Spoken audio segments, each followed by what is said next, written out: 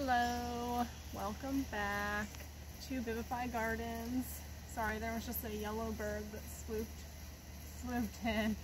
I've been seeing a lot of hummingbirds in the last week and a half. There is actually a hummingbird moth over there that I can see. Maybe we'll catch one, but today I'm just going to take you on a short tour, just point out some things, and then I'm gonna do a little demo on the some of the fertilizers and things that I make to combat pests in the garden.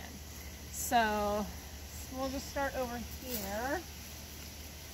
In this tomato bed, this one's doing much better. I added some molasses fertilizer to it. So this big one over here is a Cherokee purple, and my other biggest tomato is also a Cherokee purple. So I've got some big ones on those. Those are doing good. The squash is starting to come back, but this is something that's really exciting. My thistle is finally starting to flower. It's a holy thistle. I'm super excited about it. I have waited for this for 3 years, so I cannot wait until this whole thing is just full of beautiful thistle flowers. And here is this beautiful thing that greets me every morning when I come out of the house into the garden. And this guy is, unfortunately, it's starting to lose a lot of the flowers, but this hummingbird sage is what I always see the hummingbirds on. This isn't the only thing, but they definitely, I see them from my window visiting this guy. Over here, there's still some squash coming in. This year has been a pretty good year for squash. I've seen only a couple of squash bugs so far. I haven't found any eggs yet, so I'm hoping that the spray that I'm gonna make will help just kind of really keep that at bay. If not, I have planted another round of squash, so hopefully it should be fine. I've gotten several squash so far. Here's another little scallop one coming in. And it's also been a good year for cucumbers. All of my cucumbers are doing pretty well. I just made another batch of pickles today, and I think I got most of them off this morning. But yeah, they're all doing really well. Here's my other Cherokee purple, and oh, here's a big one. This one will be ready in a few days probably. So, and then of course I have all my beans. I did another round of pickled beans today as well, but look at this little baby, and look up here at the very top, there's a little baby. This one is a Puna Kira variety, which I've never grown, but I think it's a little bit yellow, so I will be excited to see those. Over here, I've got some peppers finally coming in, some Cajun bells, just some regular yellow bell peppers back here. This is a giant volunteer carrot flower over here, which I love carrot flowers. Got some bush beans. Got some more cucumbers on this side. And look, so exciting. Over here, finally have a flower on my Kajari melons. They still need to get a little bit bigger. I don't expect them to put out any fruit yet, but it's starting, so that's exciting. In this bed today, I did rip out, I had corn in this bed, which if you remember from another video was just not gonna do anything, looking really sad. I put a tomato in there, and then I put some bush lima beans in here as well that I planted for my mother because she loves them. Got some little baby tomatoes, some little baby zucchinis right here, and yeah, some more cucumbers. I've got to really be on top of training these guys to climb this trellis. I pulled out some of these turnip greens for our dinner tonight earlier. And then here's some rampicante squash that, here's some little babies. They get very long, and I'm hoping that they soon... I saw another gardener in Virginia. Her plants are maybe twice the size of this, and she has just recently started to get fruit off of hers. But also this bed is a little sad as well. The okra is still really small. My tomatoes are still really scrimpy over here. And I need to do some more soil amending in this bed because I just didn't really... I experimented with some comfrey, fertilizer, but I just don't think that I added enough. So I'm gonna add some more and see if that helps. I am making a tea right now, but here's some okra over here doing better. It looks like it'll get a flower on it here pretty soon, okra flowers are my favorite vegetable flowers. And of course over here, my beans just doing amazing. These beans have just been the best this year. Also have another batch of cucamelons right here that are growing up this trellis. And got some atomic grape tomatoes, some zucchini, some dragon tongue bush beans. And then my rattlesnake pole beans have started to produce again, which I'm so excited because these are so pretty and delicious. They were kind of not really, I thought they were going to maybe die, but they've started to produce, so I'm going to keep them. I did rip out some scarlet runner beans that were they just were not doing well. They just, you know, almost the whole vine was yellow. I still have a couple of plants of these beans that I've spied a few baby beans on, but I did rip some out and put in place some Christmas pole lima beans that I got delivered from Baker Creek yesterday, because yes, I got another shipment of seeds.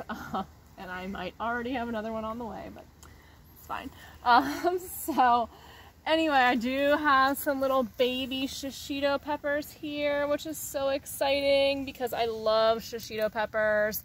I planted a couple more of these, but these are my two biggest ones. And then I have a little white eggplant flower. The rest of my eggplant is pretty much decimated. I do have some more sprouts on my porch of some Thai green eggplant, so I will be bringing that out and planting it soon. This is the purple eggplant that I put in the ground, and it has looked pretty much like this for the last month, so I don't know if it's ever going to change. I'm not going to rip it out, but it's just staying that way. Finally, some of these peppers are starting to get bigger and produce some flowers. I love these marigolds here. They are so pretty. The color is just really deep and gorgeous. Have some pineapple sage doing really well. And I put these squash. These are both winter squash, and I put them in these little pots. I didn't know if they were going to do anything, but we'll see. I'm not really going to be heartbroken if I don't get any of those squash. Here's some squash doing well. I also ripped corn out of this bed because it was just also really sad, but I did put in some more bush beans in here as well. And I got my first zucchini off this guy today, So that is also for dinner this evening. And then look at these. Are they not just stunning, stunning glads over here? I just love these so much. And then there's also some stunning lilies this way. Look at these. They're just gorgeous. So I just can't get over how gorgeous they are. And I did plant a second round of potatoes, so these are coming up right here. So that's exciting. And yeah, I wanted to show you one other thing. I wanted to show you the ground cherries over here because for some reason my ground cherries are like one of the most prolific plants that I'm having in my garden. I get a good handful off of these every morning, so they do fall on the ground, why they're called ground cherries, but I try to get them a little bit before that because they get eaten really quick. So if they come off really easily in your hand, then you know that they're ready. And you just really, I mean, I just pop them all the time. So you can just pop them right in your mouth. Super good. Yeah, I got a handful of these this morning, and I'm gonna leave the rest till tomorrow, but anyway, so I think that's it. That's all that's new. There's this other giant carrot flower that I just can't bring myself to cut down, but it's just so big and pretty. So now I'm just gonna show you a couple of the things that I do. So put these down. So for pests, I have a sprayer that I use, and I also recycle these gallon jugs because it's really easy to find recipes for fertilizers and pest deterrents, you know, natural pest deterrents, used with just a gallon of water. So for deterring pests, you can use neem oil, but you want to make sure that it has this in it right here. So if you can zoom in on that, that is what it needs to have in it to be legit. If it doesn't have this, then it's not really worth buying. So what you want to do is you want to do to a gallon, you want to do 2 tablespoons.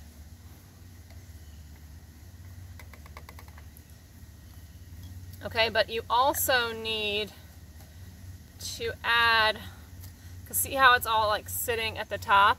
I saw a video on this from, I think it's called The Food Forest. I'll link it in the description, but he talks about how, you know, you don't want this ring here, and so to be able to disperse, you need about 1/3 of a cup of dish soap.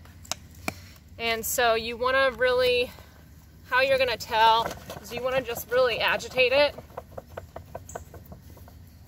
And then if you don't see, after you shake it up, if you see still a little bit of a ring, I would add maybe a little bit more.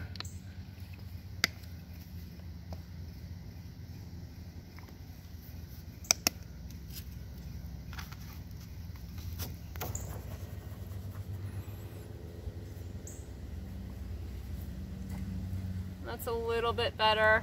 See less of a ring. But then you're just going to dump it right into your sprayer. And while you're spraying it, you want to make sure you're agitating it as well.